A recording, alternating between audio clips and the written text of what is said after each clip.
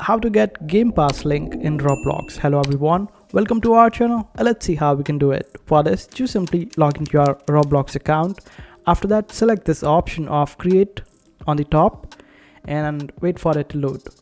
And over here on the left hand side panel, you would be able to find this option of creations. Simply select it. Now wait for it, and here you would be able to find your place. Simply select it. And on the left hand side panel, you would be able to find different options, and under the monetization option, you would be able to find the option of passes. Simply click over here, and if you have created your pass, you would be able to find three dots right beside your pass. Simply click on it and you would be able to find the option of copying your URL for the pass, and this way you would be able to get the link for your pass. And this is how you do it. I hope this video was helpful. Make sure to hit that like button and also subscribe to our channel for more helpful videos.